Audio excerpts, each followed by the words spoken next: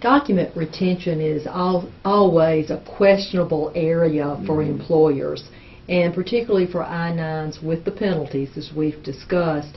Really, what are the requirements for retention of these I-9 forms and any documentation? I would tell you, if I was, as an employer, and our firm's an employer just like anybody else, you want to have backup. You want to probably have the paper I-9 forms in the one folder we were talking about in a locked cabinet. I would also be scanning my I-9s in electronically to have a backup.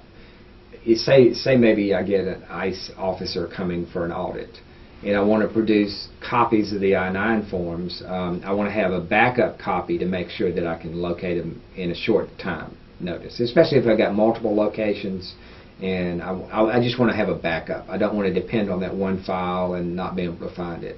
So, in fact, you are able to scan and load these in a computer. That does not violate any Privacy Act or any parts of this law. Not a bit. You do have certain requirements. Let's talk about the retention requirement. And this is kind of a nice little form to help you understand.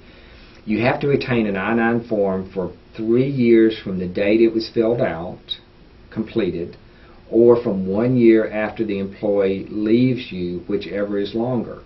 Say somebody has worked for me for 6 months. I've got to retain that I-9 form for 2 years and 6 months after they leave my employment. Say if they worked for me for 4 years, I've got to retain that I-9 for 1 year after they left my employment. Does that? It makes sense, okay. But it's just more paperwork to keep up with.